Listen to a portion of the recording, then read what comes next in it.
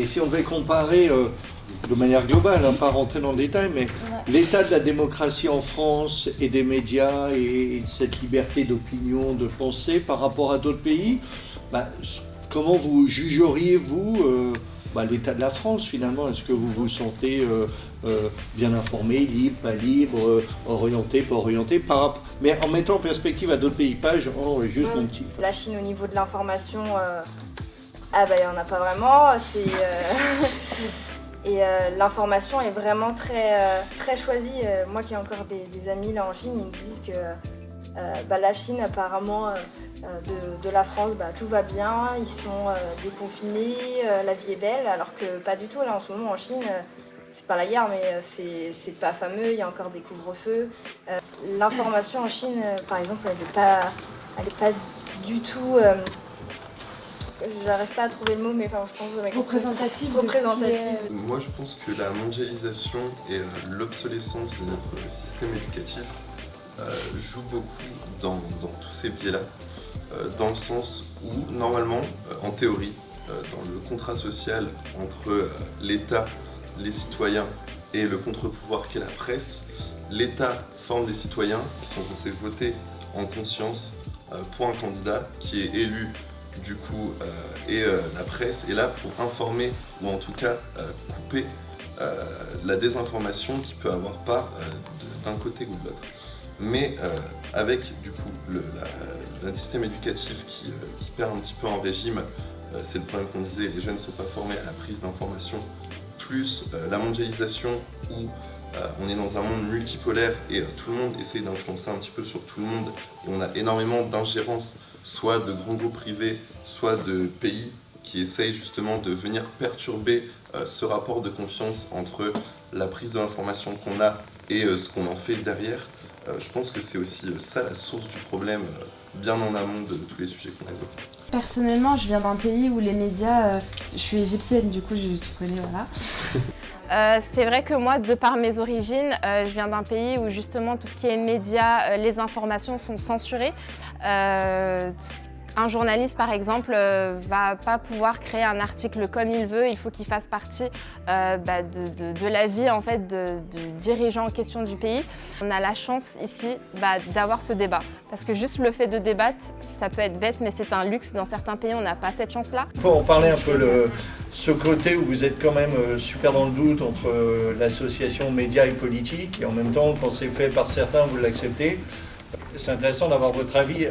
Est-ce que ça passe mieux parce que c'est McFly et Carlito? McFly et Carlito, pourtant il fait pas autre du tout chose. l'habitude de faire de la politique. C'est plutôt une case en fait que. Ouais, c'est une case. C'est une case plutôt parce que en fait finalement si McFly et Carlito auraient fait la même vidéo mais avec tous les candidats, là on aurait dit que c'est bon, c'est neutre. Mais juste ils l'ont fait avec une seule personne qui est le président de la République qui est de nouveau candidat. Eh bien ça peut porter confusion effectivement, ils font de la politique ou pas. Comment ça s'est fait ce truc avec McFly et Carlito?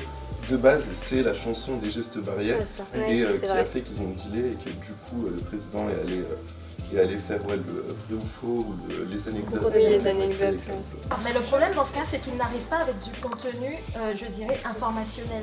Ils sont vraiment plus dans le contenu de divertissement, de vouloir paraître cool. Enfin, moi, je l'associe plus au personal branding qu'au fait de vraiment venir délivrer une information à des jeunes qui ont besoin de savoir justement qu'est-ce qui va se passer pour l'avenir. Enfin, les jeunes là, 13 ans, 14 ans, ils sont sur TikTok, ils suivent les trends, ils se déshabillent sur les réseaux, ils comprennent pas que c'est pas bien.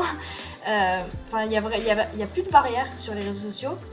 Et si on mélange réseaux sociaux avec politique, pour moi ça peut poser un problème, on peut ne pas faire la part des choses.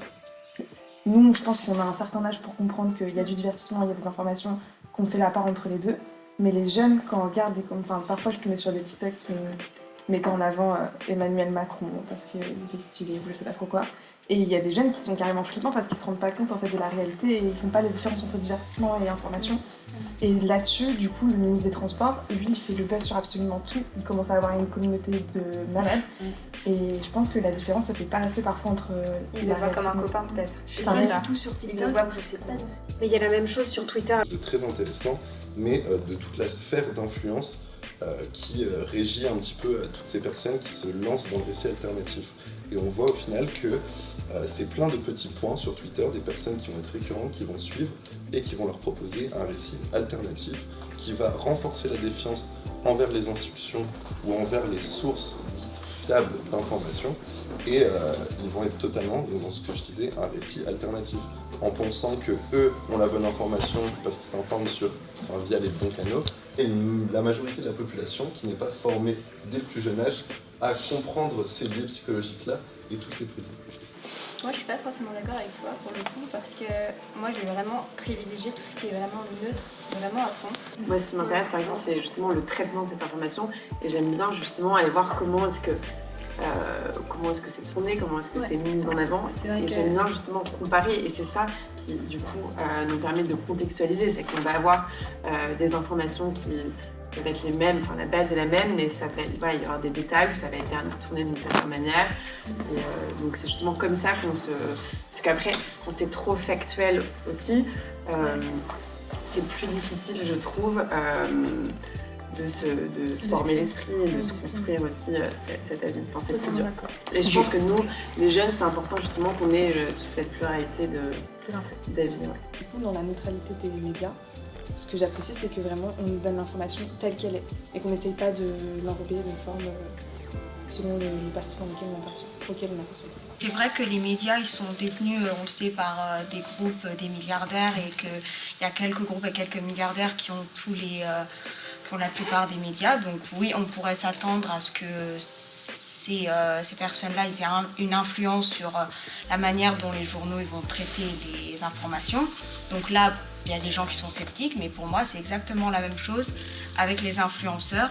C'est juste que les personnes qui vont influer sur leur manière de traiter l'information, ça va être plus le public et la communauté, au lieu que ce soit les milliardaires ou les grands groupes qui ont les journaux. Est-ce qu'on me donne l'information parce que c'est de l'information factuelle et réelle, ou c'est ce qu'on disait un petit peu sur les lobbies et un petit peu sur le militantisme, ou est-ce qu'on me donne l'information sous cette forme-là parce qu'on a intérêt à me la donner sous cette forme-là?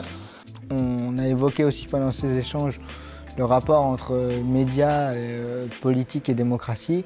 C'est vrai que les événements récents font prendre conscience que les médias sont, qu'on le veuille ou non, un vecteur de démocratie assez important, et qu'on a la chance d'avoir un paysage médiatique pluriel.